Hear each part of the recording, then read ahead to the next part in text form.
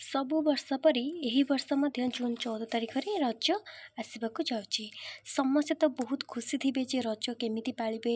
ରଜରେ ଆମେ ଠାକୁରଙ୍କୁ ପୂଜା କରିବା କି ନାହିଁ, ରାତିରେ ରଜ ଦିନରେ କେବେ ବି ଖାଇବା କଥା କି ନ ଖାଇବା କଥା, ଏମିତି ଅନେକ ଗୁଡ଼ିଏ ରଜ ବିଷୟରେ ଏହି ସମ୍ପୂର୍ଣ୍ଣ ଭିଡ଼ିଓରେ ଆମେ ଜାଣିବା।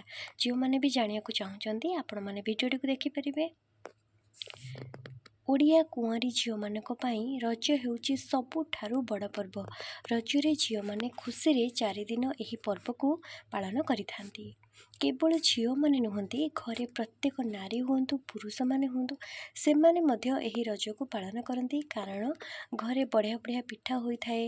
ତ ପୁଅ ପିଲାମାନେ ମଧ୍ୟ ତାସ୍ କବାଡ଼ି ଖେଳର ମଜା ନେବା ସହିତ ରଜପାନର ମଧ୍ୟ ମଜା ନେଇଥାନ୍ତି। ଘରେ ଯେହେତୁ ସବୁ ଝିଅମାନେ ରଜ ପାଳନ୍ତି, ସେଥିପାଇଁ ସମସ୍ତଙ୍କ ପାଇଁ ମଧ୍ୟ ଏହା ଏକ ରଜ ପାଳନ ହୋଇଥାଏ।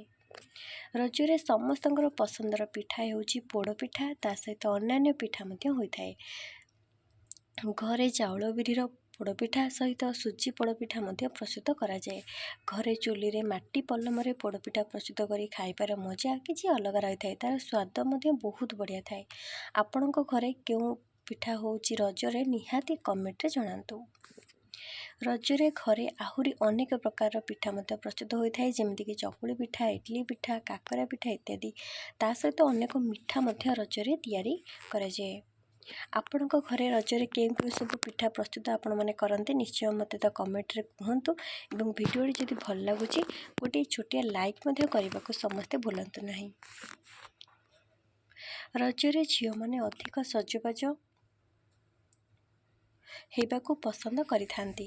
ସେଇଥିପାଇଁ 1 ମାସ ଆଗରୁ ରଜର ସପିଂ ସମସ୍ତେ ଆରମ୍ଭ କରିଦେଇଥାନ୍ତି। କ'ଣ ଡ୍ରେସ୍ ପିନ୍ଧିବେ, କ'ଣ ସବୁ ଷ୍ଟେସନାରୀ ଆଣିବେ, ଚୁଡ଼ି ଆଣିବେ, ଏମିତି ସବୁ ସେମାନେ ମାର୍କେଟିଂ କରିବେ। ସପିଂ କରିବାରେ ସମସ୍ତେ ଅଧିକ ପସନ୍ଦ କରନ୍ତି।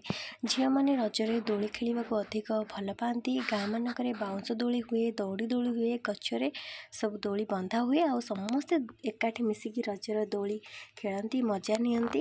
କିନ୍ତୁ ସହରରେ ପ୍ରାୟ ପାର୍କରେ ଦୋଳିର ମଜା ସମସ୍ତେ ନିଅନ୍ତି। ସହର ଗୁଡ଼ିକରେ ରଜର ବିଭିନ୍ନ ଫଙ୍କସନ୍ ମଧ୍ୟ ହୋଇଥାଏ। ପହିଲି ରଜର ପୂର୍ବ ଦିନ ଝିଅମାନେ ସଜବାଜ ହୁଅନ୍ତି, ମେହେନ୍ଦି ଲଗାଇଥାନ୍ତି, ନୂଆ ପାଉଁଜି ଚୁଡ଼ି ସବୁ ପିନ୍ଧନ୍ତି।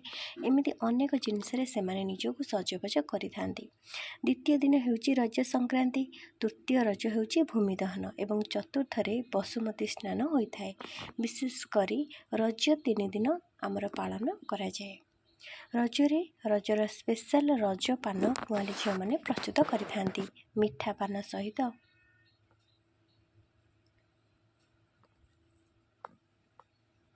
ବିଭିନ୍ନ ସୁଆଦିଆ ପାନ ତିଆରି କରି ନିଜେ ଖାଆନ୍ତି, ଅନ୍ୟମାନଙ୍କୁ ମଧ୍ୟ ଖାଇବାକୁ ଦେଇଥାନ୍ତି।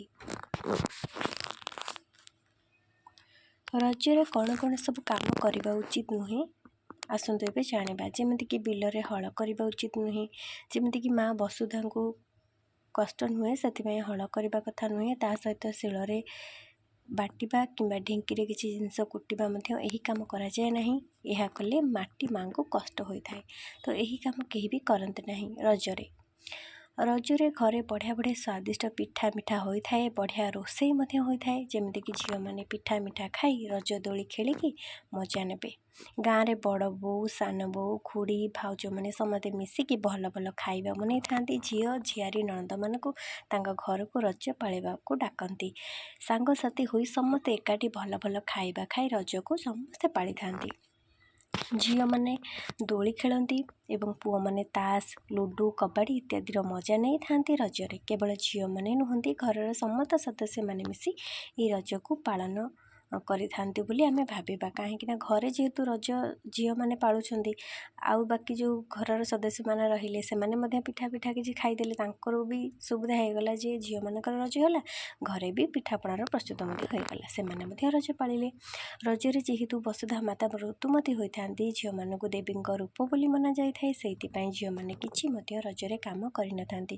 ଝିଅମାନେ କେବଳ ସଜବାଜ ହୋଇ ପିଠା ଖାଇ ଦୋଳି ଖେଳି ରଜ ମନେଇଥାନ୍ତି ଏବଂ ବସୁଧା ମାତାଙ୍କୁ କଷ୍ଟ ନ ହେବା ପାଇଁ ଗୋଡ଼ରେ କଦଳୀ ପାଟୁକା ପିନ୍ଧିକି ସମସ୍ତେ ଚାଲନ୍ତି।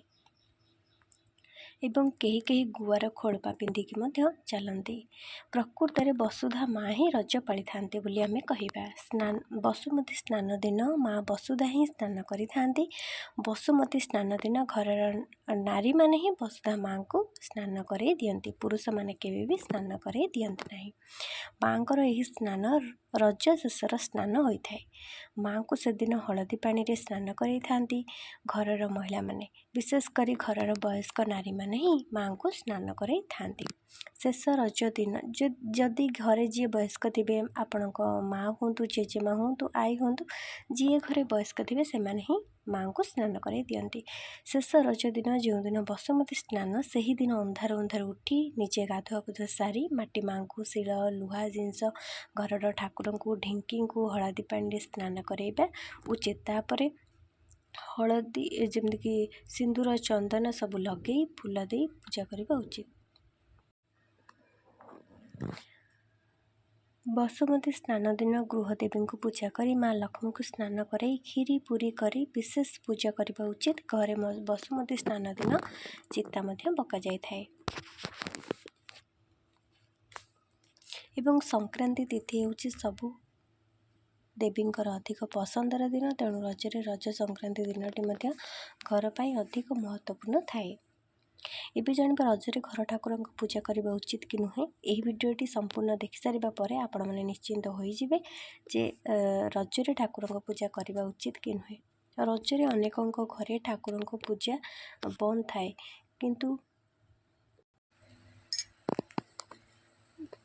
କିଛି ଜଣଙ୍କ ଘରେ ରଜରେ ଠାକୁରଙ୍କ ପୂଜା ହୁଏ, ଆପଣମାନେ ତ ଦେଖିଥିବେ, କିନ୍ତୁ କିଛି ଜଣଙ୍କ ଘରେ ଠାକୁର ପୂଜା ହୁଏ ନାହିଁ। ଏଠାରେ ଦୁଇ ପ୍ରକାର ମତ ଦେଖିବାକୁ ମିଳିଥାଏ। ତାହେଲେ ପ୍ରକୃତରେ କେଉଁଟା ଠିକ୍? ପୂଜା କରିବା ଠିକ୍ ନା ପୂଜା ବନ୍ଦ କରିବା ଠିକ୍? ଆସନ୍ତୁ ଏବେ ଜାଣିବା। ଶ୍ରୀମନ୍ଦିରର ପୂଜା ନୀତିକାନ୍ତି ଅନୁସାରେ ଆମେ ସବୁ ପର୍ବପର୍ବାଣୀକୁ ପାଳନ କରିଥାନ୍ତି।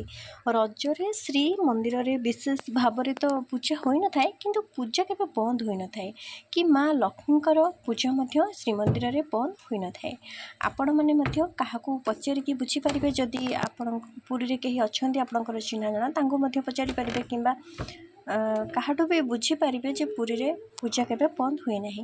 ଶ୍ରୀମନ୍ଦିରରେ ରଜରେ ପୂଜା ବନ୍ଦ ହୁଏ ନାହିଁ ଏବଂ ମା ଲକ୍ଷ୍ମୀଙ୍କର ମଧ୍ୟ ପୂଜା ବନ୍ଦ ହୁଏ ନାହିଁ ଏବଂ ନାରୀମାନେ ମଧ୍ୟ ରଜରେ ଶ୍ରୀମନ୍ଦିର ଯାଇକି ପୂଜା କରିକି ମଧ୍ୟ ଆସନ୍ତି।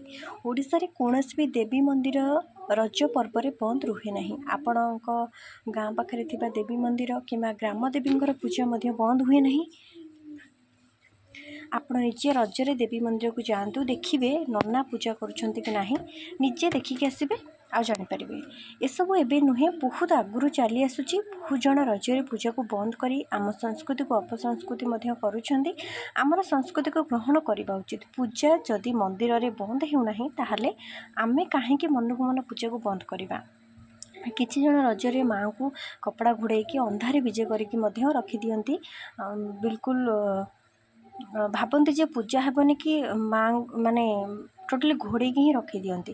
ତ ମା ଲକ୍ଷ୍ମୀ ହେଉଛନ୍ତି ଯେହେତୁ ଗୃହର ଦେବୀ, ପୂଜା ବନ୍ଦ କରିବା କେତେ ଦୂର ଠିକ୍ ଆପଣ ନିଜେ କୁହନ୍ତୁ। ଆମେ ଦେବୀଙ୍କର ପୂଜା କେମିତି ବନ୍ଦ କରିପାରିବା? ଆପଣ 18 ଖଣ୍ଡ ପୁରାଣ ପଢ଼ନ୍ତୁ।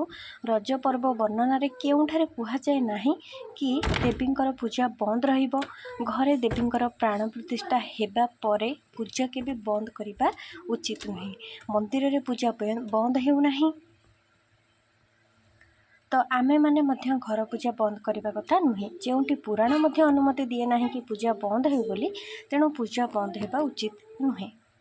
ଯଦି ଆପଣଙ୍କ ଘରେ ସେମିତି ପରମ୍ପରା ଅଛି, ଠିକ୍ ଅଛି। ନାରୀମାନେ ଯଦି ପୂଜା କରିବାକୁ ଆପଣଙ୍କର ଚାହୁଁନାହାନ୍ତି, ଯେ ଭାବୁଛନ୍ତି କିଛି ପାପ ହେବ ବୋଲି, ତାହେଲେ ଆପଣ ନାରୀମାନେ ଯେଉଁମାନେ ଚାହୁଁଛନ୍ତି ଏମିତି କଲେ ପାପ ହେବ, କେବେ ପାପ ହୁଏନି ମାଆଙ୍କର ପୂଜା କଲେ, ରଜରେ ତ ବିଲକୁଲ ବନ୍ଦ ହେବା କଥା ନୁହେଁ। ତାହେଲେ ଆପଣଙ୍କ ମନରେ ଯଦି କିଛି ସନ୍ଦେହ ରହିଯାଉଛି, ତାହେଲେ ପୁରୁଷମାନେ ମଧ୍ୟ ଘର ଠାକୁରଙ୍କର ପୂଜା କରିପାରିବେ ରଜ ସମୟରେ। କିନ୍ତୁ ପୂଜା ବନ୍ଦ କରିବା ଦ୍ୱାରା ପାପ ଅର୍ଜନ ହୋଇଥାଏ, ପୁଣ୍ୟ ମିଳିନଥାଏ। ରଜରେ ରାତିରେ ଖାଇବା ଉଚିତ କି ନୁହେଁ? ଘରେ ତ ରଜରେ ରାତିରେ ଖାଆନ୍ତି ନାହିଁ, ତ ସେ ବିଷୟରେ ଆସନ୍ତୁ ଏବେ ଜାଣିବା। ଆପଣଙ୍କ ଘରେ ପ୍ରାୟ ସମସ୍ତଙ୍କ ଘରେ ରଜରେ କେହି ରାତିରେ ଖାଇନଥାନ୍ତି। ସନ୍ଧ୍ୟା ପୂର୍ବରୁ ସବୁ ନାରୀମାନେ, କୁଆଁରୀ ଝିଅମାନେ ରଜ ପାଳିଥାନ୍ତି, ଅର୍ଥାତ୍ ଖାଇଥାନ୍ତି। ରାତିରେ ରଜରେ ଭାତ ଖାଇବା କଥା ନୁହେଁ। ଯେହେତୁ ଆମେ ରଜ ପାଳୁଛେ, ତ ସେଥିପାଇଁ ରାତିରେ ଖିଆଯାଏ ନାହିଁ।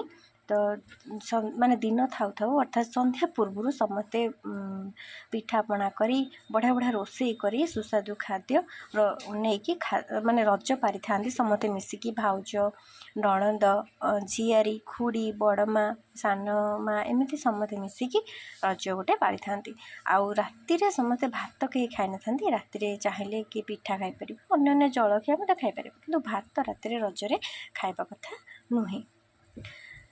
तो आशा करुँच आपण मैंने आज सुंदर वीडियो किसी ना कि जानवा पाई जो मैंने भी किसी जानवा पाइले निहाती आपण मैंने आपण घरे क्यों क्यों पिठा सब करती रजरे मत कमेंट जनातु आउ एमती शिक्षण वीडियो जो मैंने भी प्रत्येक दिन पाइबा चाहती आम चैनल को निहाती सब्सक्राइब करूँ।